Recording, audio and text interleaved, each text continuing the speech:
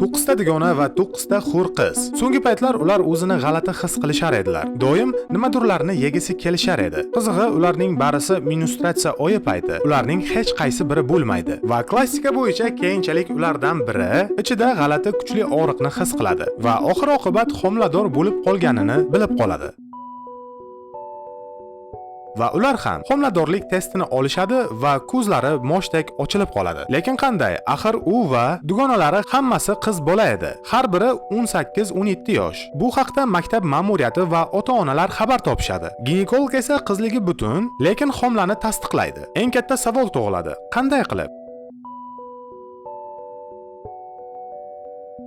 5 oy oldin esa Cindy ismli qizni tug'ilgan kuni bo'lgan edi. Ular hovlisidagi jakuzi baseyniga cho'milishadi birgalikda. Lekin o'sha kuni 9 nafar qizni umumiy o'g'il bola do'sti bo'lgan va ular ushbu do'stini tug'ilgan kunga taklif qilishadi. Uning ismi Mark ismli qora tanli o'smir yigit. U 15 yoshda bo'ladi va Mark ismli 15 yashar o'smir yigit hammasi yengil kiyimlarda jakuziga birgalikda tushishadilar va ular jakuzida 1,5 soatdan ortiq vaqtni o'tkazadilar. Mark esa o'g'il bola bo'lib turib, bo'ylari yetib o'sib qolgan qizlarning chiroyidan ereksiyasi uyg'onadi va ushbu holatdan keyin Mark o'zi xohlamagan tarzda basenda avtomatik tarzda urug'ini to'kib qo'yadi va o'zi bilmay do'stlarini 2 qat qilib qo'ygan. Bu haqda taniqli jurnal va gazetalar post chiqargan. Keyinchalik homilador bo'lib qolgan qizlarni nima qilishadilar? Amerikaning 3 shtatida homilador bo'lgan ayollar bemalol abort qildirishlari mumkin va bu narsa qonun bilan taqiqlanmagan bo'ladi. Ota-onalar va maktab ma'muriyati kelishilgan holda ushbu protsedurani amalga oshirishadilar. Lekin eng qizig'i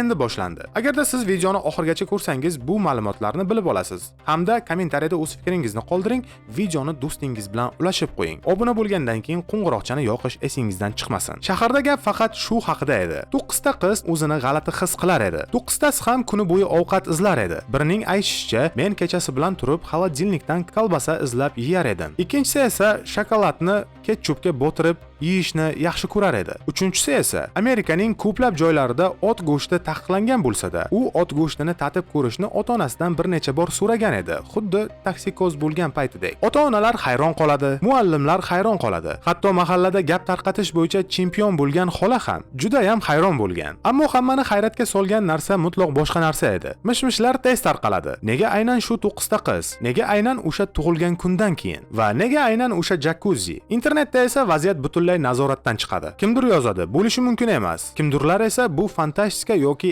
NLOning qilmishlari. Yana boshqalari esa, menimcha bu Markning super qobiliyati deb postlar qoldirishadilar. Mark esa shu paytda hali o'smir bola, uyda tinch o'tirib, butun shahar uni muhokama qilayotganini bilmas edi. Tasavvur qiling, 15 yosharli bola, matematikadan 3 baho, uyi esa yig'ishtirilmagan. Ammo internet uni deyarli super qahramonga chiqarib yuborgan edi. Keyinchalik ushbu holat ko'p muhokamalarga sabab bo'lgani uchun holatni o'rganish uchun mutaxassislar yo'llanadi. 9 ta qizning homilasining biologik otasi Mark ekanligini rasman tasdiqlaydilar va Markning salomatligini shu bilan birga urug'larini tekshirishadi. Natijalar shuni ko'rsatadiki, Mark 5000 ta odamning ichidan bittasida uchraydigan super spermatozoid ishlab chiqaruvchi organizm ekanligini aniqlaydilar. Mark jakuzida ereksiyani amalga oshirgandan so'ng 9 ta qiz va Mark jakuzida deyarli 1,5 soatdan ziyod bo'lishgan bo'ladi va shuning uchun ham spermatozoidlar uchun o'z manziliga borish uchun ideal sharoit yaratib bergan bo'lishadilar va shundan keyin barcha qizlarni Mark o'zi xohlamagan ravishda